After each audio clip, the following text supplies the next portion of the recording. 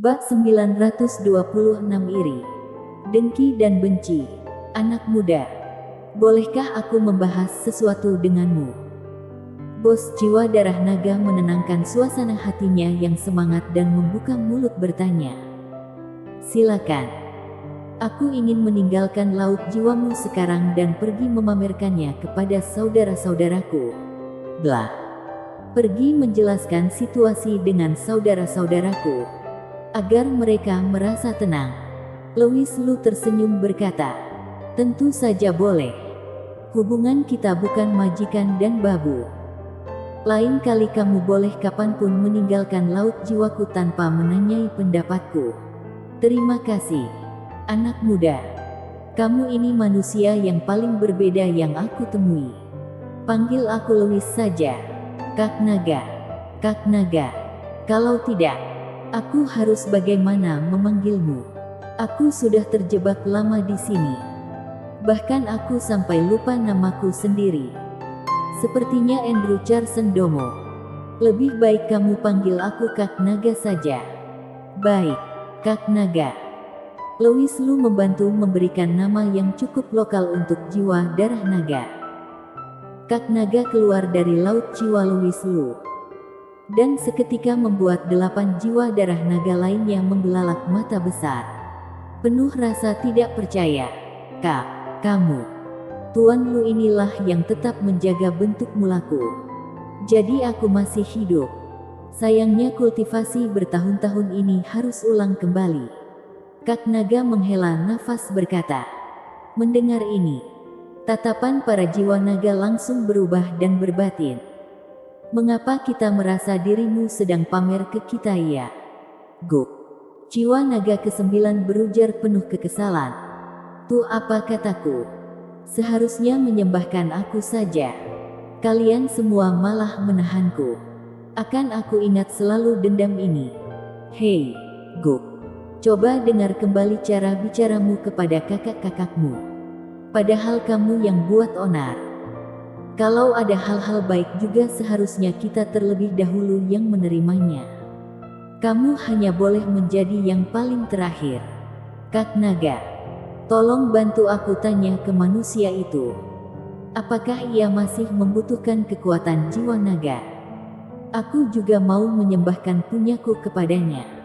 Benar, Kak. Kamu sendirian, oh bukan. Kamu seekor naga keluar sendiri. Apakah tidak merasa kesepian? Bagaimana kalau biarkan aku menemanimu juga? Para jiwa naga pun merasa iri, dengki dan benci. Semi lebih gegabah. Bahkan ia malas banyak cakap dan langsung berubah menjadi pelangi berdarah yang menghampiri Louis Lu seperti yang dilakukan Kak Naga. Saudara manusia, aku lihat kamu ini sangat baik. Kamu pasti bisa menjadi rekan kerja sama yang baik. Jadi aku memutuskan untuk memberikanmu kesempatan baik. Terima baik-baik ya. Tadi kamu yang paling galak marahnya. Bahkan juga menyindirku sok menjadi penyelamat. Mengapa sekarang mendadak bilang diriku baik? Louis Lu langsung berujar dengan rendah diri. Diriku tahu kata cukup. Jiwa dewaku sekarang sudah cukup kuat. Terima kasih atas kebaikanmu. Aku menolak. Semi langsung tertolak di luar laut jiwa Louis Lu. Ia hanya bisa diam-diam kembali ke posisi mulanya dan menerima tatapan sinis dari beberapa saudara jiwa darah naganya dengan canggung. Kak Naga menasehati dengan panjang lebar. Saudara-saudara, sementara ini kalian masih belum boleh pergi. Formasi kuno sudah muncul sebuah celah. Kalau kurang sesuatu yang menahannya, mungkin formasi akan langsung hancur. Jadi kalian harus ingat mati misi kalian dan tetap berada di posisi masing-masing. Kalian itu hebat dan terhormat. Aku merasa bangga untuk kalian. Mengapa ucapannya ini agak kurang enak didengar ya? Seperti senang akan penderitaan orang lain. Para jiwa naga terjebak dalam keheningan. Beberapa saat kemudian, Hun memandang tubuh Kak Naga yang menjadi sangat kecil dan sengaja menjatuhkannya. karena kamu sudah kembali ke bentuk mulamu. Aku rasa kita perlu mengatur ulang urutannya kembali. Dari hari ini, gantian aku yang menjadi terbesar. Saran ini sangat baik. Lain kali kamu menjadi yang paling kecil dan berada di urutan belakangku. Guk juga langsung ikut membalas. Siapa sangka Kak Naga sama sekali tidak peduli. Lalu melirik mereka sekilas dan berujar, "Boleh juga. Kalau begitu adik pergi dulu." Selesai berkata, Kak Naga langsung kembali ke dalam laut jiwa Louis Lu dengan girang. "Kakak sungguh tidak setia saudara." Terdengar raungan sedih yang penuh penyiksaan dari belakang sana. Sedangkan Louis Lu tersenyum berarti dan berkata, "Kemarin waktu aku datang kemari, bukankah kamu yang bilang formasi ini hilang satu bagian saja tidak boleh? Apakah kamu tidak khawatir sama sekali?" "Huk-huk," Kak Naga menjelaskan dengan canggung. "Ini aku khawatir kamu akan membakar habis semua kultivasiku. Jujur saja, siapa yang ingin selalu menetap di tempat seperti ini? Apa itu misi? Semua itu hanya kentut. Jika ada kesempatan untuk keluar dari penjara jiwa naga, mereka sepertinya benar-benar tidak peduli formasi kuno itu mau hancur atau tidak. Mau muncul iblis kuno dari dalam formasi kuno itu, juga tidak ada hubungan sama sekali dengan mereka." Louis Lu berujar terkejut. "Bahkan kalian masih ada muka bilang manusia egois. Aku lihat kalian sama saja." "Saudara Louis, jangan bilang seperti itu. Aku malu. Lagi pula badanmu begitu merah. Mau malu pun, orang lain juga tidak sadar. Sudahlah. Lebih baik kita segera keluar dan lihat-lihat. Dulu waktu aku terjebak, di sini sama sekali tidak ada gunung Jiexing. Aku ingin melihat dunia luar sana sebenarnya sudah berubah menjadi seperti apa. Karena waktu formasi diundur, pembukaan gunung Jiexing pun masih membutuhkan beberapa waktu. Kak Naga ingin memakai kesempatan kali ini untuk beradaptasi dengan dunia luar." Louis Lu juga menarik kembali senyumannya dan malah menjadi cukup serius. "Sudah 3 hari. Aku sudah seharusnya berangkat ke Kunlun. 3 hari. Waktu yang cukup membuat Kunlun mengalami perubahan besar. Kekuasaan-kekuasaan lalu yang memaki sekte Tousan Poisons dan menjadi budak suku lain. Sekali mendengar mereka bisa bebas dari kematian dengan ikut serta aksi pengejaran dan pembunuhan, sikap mereka pun langsung berubah. Bisa hidup saja sudah bersyukur. Harga diri untuk apa?" Sedangkan mereka juga mencari alasan yang membuat hati mereka terasa tenang untuk menerima segala ini. Kita bukan tidak ada harga diri, melainkan rela menerima segala penghinaan demi menjaga benih-benih kultivator manusia. Manusiawi yang indah sekali. Harry sangat menikmati segala ini. Rasa menguasai manusia ini membuatnya merasa sangat puas. Mungkin ini juga menjadi alasan mengapa ia tidak buru-buru membunuh Hailey Ye mereka. Yang ia mau adalah manusia saling membunuh. Lalu, Harry bisa menyaksikannya dari sudut pandang seorang penguasa. Diam-diam menikmati hasil karya sendiri. Tidak hanya masalah mengejar dan membunuh Hailey Ye mereka saja. Bahkan setelah masalah itu, Harry juga akan membuat onar. Membuat berbagai kekuasaan besar suku manusia saling berperang. Hanya beberapa kekuasaan yang bisa hidup hingga akhir baru berhak menjadi babunya. Ini adalah hiburan bagi Harry. Bersambung. Bab 927. Menekan. Akademi Awan Putih. Keluarga Mo. Ella Lu kini tengah menerima tekanan yang besar. Semua orang tahu dari daftar yang akan dibunuh yang diumumkan Harry. Salah satunya ada Putri Ella Lu. Mereka ingin memaksa Ella Lu untuk menyerahkan alamat di mana celawang mereka bersembunyi. Ella Lu sudah 3 hari tidak tidur nyenyak. Tidak bahas ia yang tidak tahu di mana Celawang bersembunyi. Bahkan kalaupun tahu, ia juga tidak akan membiarkan putrinya mati begitu saja. Akan tetapi, tekanan ini tidak hanya dari bagian eksternal. Bahkan internal keluargamu juga sudah mulai mengeluh sana-sini. Banyak orang kebingungan.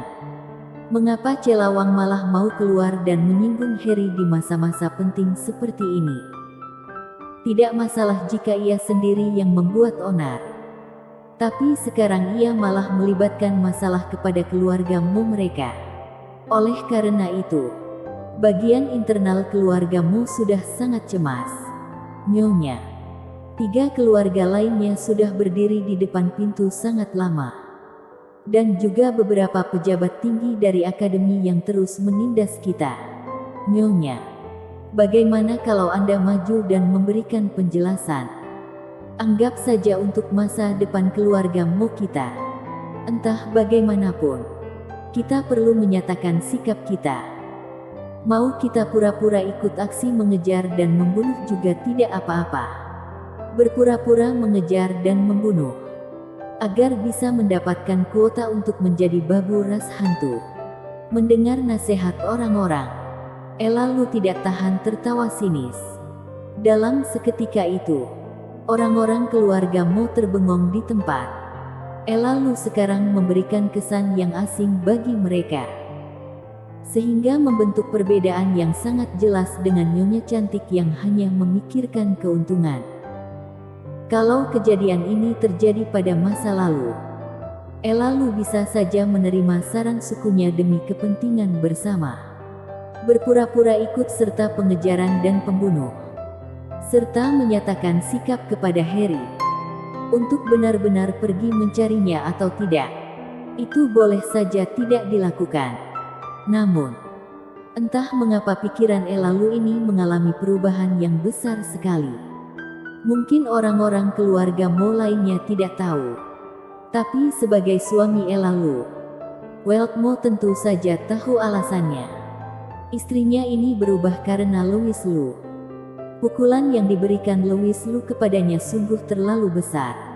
Entah keputusan apa yang dilakukan Ella Lu, Weltmo memilih untuk mendukungnya. Bahkan lebih menyukai sikapnya sekarang ini.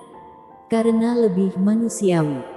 Nyonya, entah kita harus menjadi babunya atau tidak. Asal kita bisa hidup adalah yang paling penting. Awalnya orang-orang tidak berani berbicara begitu langsung. Namun ketika ada orang yang membuka mulutnya dulu, itu pun langsung membuat banyak orang ikut berkata, "Benar, Nyonya. Bisa hidup adalah yang terpenting." Bahkan keluarga Liu sekte rahasia saja sudah menyerah. Apakah kita masih ada hak untuk melawan? Kepala keluarga, Nyonya, harap kalian memikirkannya untuk kepentingan bersama. Orang-orang mulai menyatakan pendapat masing-masing. Weltmo masih memasang wajah suram tidak berbicara sama sekali. Ella Lu langsung tertawa sinis. Berpura-pura menyerah, haha. Cela adalah putriku. Jika ia tahu aku melakukan hal-hal seperti ini demi berlangsung hidup, bagaimana pandangannya terhadap diriku? Aku sudah berutang banyak ke Cela. Ella Lu berhenti bicara sesaat dan tatapannya muncul sebuah keputusan. Aku akan memberi sebuah penjelasan untuk orang-orang luar. Tapi bukan sebagai anggota keluargamu. Tapi diriku sendiri yang sebagai seorang ibu memberi penjelasan kepada mereka. Selesai berkata, ia langsung keluar dari kediamanmu. Nyonya, orang-orang keluargamu buru-buru ikut keluar. Saat ini, di luar kediaman keluargamu sudah terkumpul penuh dengan orang-orang. Mereka semua berasal 3 keluarga besar dari Akademi Awan Putih. Larry Zhu juga berada di dalam sana. Ia bisa datang kemari juga dikarenakan tekanan dari keluarga. Larry Zhu sendiri sebenarnya ingin tetap melihat situasi dulu. Karena dulunya ia pernah disegel jiwa dewa oleh Louis Lu. Ketika Louis Zhang bertarung dengan Harry dan melepaskan jiwa dewa, ia sudah mengetahui bahwa Louis Zhang itu adalah Louis Lu. Larry Zhu tidak dapat memastikan apakah Louis Lu mati di tangan mayat dewa atau tidak. Biasanya, sebelum Louis Lu mau mati, ia boleh mengendali pikirannya dan meledakkan segel jiwa dewanya. Sedangkan orang-orang yang tersegel jiwa dewa juga akan tewas. Sekarang Larry Zhu tidak mati. Entah karena Louis Lu tidak ada pikiran untuk mengajak mereka mati bersama, atau karena matinya terlalu mendadak, sehingga ia tidak dapat meledakkan segelnya. Atau tidak, Louis Lu belum mati sama sekali.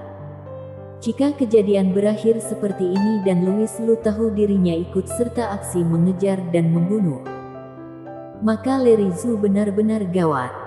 Louis Lu tidak dapat mengalahkan mayat dewa, tapi ingin membunuhnya hanya perlu mengerahkan pikirannya saja.